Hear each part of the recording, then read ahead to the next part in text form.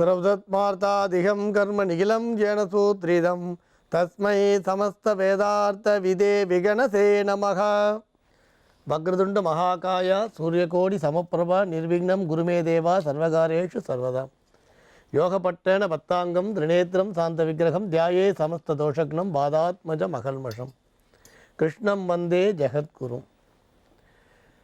ஜெயந்தி மங்களாகாளி பத்ரகாளி கபாலினி துர்கா க்ஷமா சிவாதாத்ரி ஸ்வாகாஸ்வதா நமோஸ்துதே.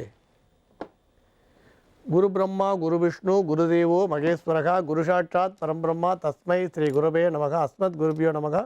விகணச மகா குருவே நமக. அனுமன் சுவாமிகள் ஆசிகளுடன்.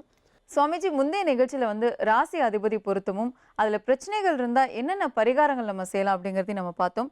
இன்றைய நிகழ்ச்சியில் எந்தெந்த பொருத்தம் பற்றி நம்ம பார்க்க போகிறோம் சுவாமிஜி? நம்ம ஏற்கனவே சொல்லிட்டு வரா மாதிரி ஒரு திருமணம் அப்படின்னு சொல்லும் பொழுது ரெண்டு வீட்டுக்காரும் என்ன பண்ணுறா, முதல்ல என்ன ஜாதின்னு பார்க்குறா. முதல்ல என்ன பண்ணுறா, நீங்கள் என்ன ஜாதி. நாங்கள் அடிக்கடி சொல்லுவோம், எத்தனையோ பெரியவாள்லாம் சொல்லிட்டா, ஜாதி இரண்டொழிய வேறில்லை சாற்றங்கால் நெறிமுறையில் இட்டார் பெரியோர் இடாதார் இடிகுலத்தோர் எல்லாம் சொல்லியிருக்கலாம். ஆனாலும் நமக்கு அதெல்லாம் மறந்து போயிடும். இல்லை சிறு வயசில் படிச்சிருக்க மாட்டோம், படிச்சிருந்தாலும் மறந்து போயிடும், அதை விட்டுடுங்க.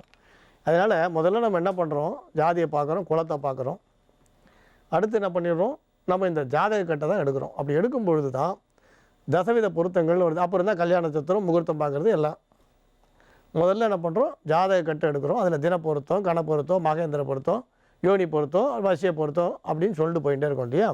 அதில் தான் இப்போ நம்ம சொல்ல போகிறது வசிய பொருத்தம். இப்போ சொல்ல போகிறது ராஜ்யாதிபதியெலாம் முடிஞ்சு போச்சு. இப்போ வசிய பொருத்தம். வசியம் அப்படின்னு சொல்லும்போதே பெரும்பாலும் எல்லாருக்கும் தெரியும். ஏன்னா ஏதாவது பிரச்சனைனா முதல்ல இதை தான் சொல்வாள். ஒரு மாட்டு பொண்ணு கல்யாணம் ஆகி மாமியார் வீட்டுக்கு போன உடனே பையன்கிட்ட சொல்லு, அப்பா நீ பால் பேக்கெட் வாங்கிட்டு வானா. இல்லை நான் இப்போ பேப்பர் படிச்சுட்டுருக்கேன்னு சொல்லிட்டானா முடிஞ்சு போச்சு. பற்றியா, நேற்று வரைக்கும் பால் பேக்கெட் வாங்கிட்டு வந்துட்டு பேப்பர் படித்தான் என் பையன். இன்றைக்கி பார்த்தா பால் பேக்கெட் வாங்கிட்டு வரல, பேப்பரை படிச்சுட்டு அப்புறம் பால் பேக்கெட் வாங்கிட்டு வரேன்னா வந்த மாட்டு பொண்ணு வசியம் பண்ணிட்டா. இப்போ உங்களுக்கு புரிஞ்சு போயிருக்கோம், அந்த பொண்ணு வசியம் பண்ணிட்டான்னு சொல்லுவாள் உடனே. இந்த வசியம்ன்றது வசப்படுத்தல்னு வரும். இது பார்த்திங்கன்னா பஞ்சாங்கத்தில் எல்லா பஞ்சாங்கங்கள்லேயும் பின்பக்கத்தில் தினப்பொருத்தம் யோனி பொருத்தம்லாம் வரிசையாக போட்டிருப்பான். அதில் பார்த்திங்கன்னா வசிய பொருத்தம்னு எந்த ராசிக்கு வசியம்னு போட்டிருப்பான். இதை சொன்னால் இன்னும் விரிவாக போயிட்டே இருக்கிறதுனால சுருக்கமாக சொல்கிறான். அதில் ஜோதிடர் வீட்டுக்கு போன உடனே வசிய பொருத்தம் இல்லைன்னு சொல்கிறான்னு வச்சுக்கோங்க. அப்போ சேர்க்கறதுக்கு ஒரு பயம் வந்துடும். பொண்ணு வீட்டுக்காருக்கு என் பொண்ணுக்கு வசிய பொருத்தம் இல்லை, அதனால் அங்கே போனால் என்ன கஷ்டப்படுவாள். ஏன்னா வசியம்னு ஒன்று இதான மனசில் விழுது இல்லையா நம்ம மனசில். ஏன்னா அடிக்கடி சொல்லுவோம், சம்ஸ்கிருத மந்திரங்களை சரியாக அர்த்தம் பண்ணாத அனர்த்தமாக பண்ணி எவ்வளோ விரதங்களை நம்ம சம்பாதிச்சுக்கிறோம். மந்திரங்களை அர்த்தம் பண்ணிக்காமல் கோயில் உள்ள போகிறீங்க, பஞ்சகண்டம் திருவாராதனை வரும், அதில் சதுர்த்திக்கு தூப ஏற்றுன்னு இருக்கும். சதுர்த்திக்கு தூப ஏற்றுன்னு ஒன்று சதுர்த்திக்குன்னு 4 திசை.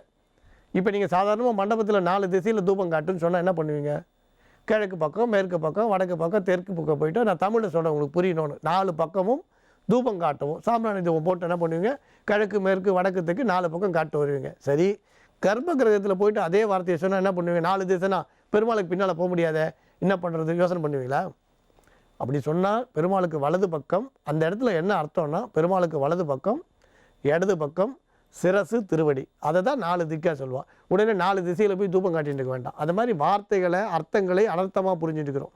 அதனால் இந்த வசியம்னு ஒன்றே நமக்கு ஒரு பதட்டம். ஐயோ என் பொண்ணுக்கு வசிய பொருத்தம் இல்லையா, ஜோசியர் சொல்லிட்டார், அங்கே போனால் கஷ்டப்படுவாளேன்னு ஒரு பெரிய பிரச்சனை.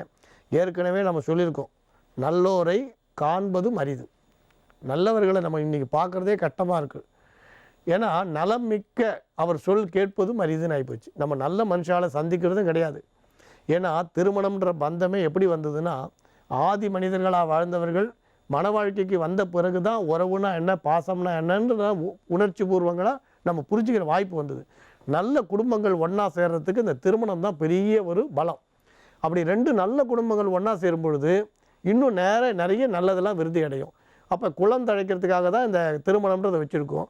அப்போ நல்ல குடும்பம் சேராமல் பிரச்சனைக்குரிய குடும்பங்கள் சேர்ந்தால் என்ன பண்ணுறது, அந்த பயம் வந்துடும், எல்லாருக்கும் வரும். இது இயற்கையான பயம்தான். அப்போ 2 நல்ல மனிதர்கள் சந்திக்கும் பொழுது இந்த வசிய பொருத்தம் இல்லைன்ற ஒரு பிரச்சனை இடையில தாகூர் சொல்கிறார், ரவீந்திரநாத் தாகூர் சொல்வார் கீதாஞ்சலியில், நேரம் டொமஸ்டிக் சின்ன சின்ன எண்ணங்களால் நம்ம மனம் தடுக்கப்பட்டு பிரிஞ்சு போயிடணும். அந்த சிறிய எண்ணங்கள் நம்மளை பிரிக்கக்கூடாது. அதனால் எதுக்கு இதை சொல்ல வரோன்னா, இந்த விஷயத்தில் ஒரு பரிகாரத்தை எளிமையான முறையில் சொல்கிறோம். அப்போ இந்த வசிய பொருத்தம் இல்லைன்ற பிரச்சனை கட்டாயம் தீரும். இந்த பிரச்சனைக்கு ஒரு நல்ல சொல்யூஷன் கிடைக்கும். இதை நீங்கள் எளிய முறையில் சிறந்த முறையில் நீங்கள் கட்டாயம் நீங்கள் செய்யலாம்.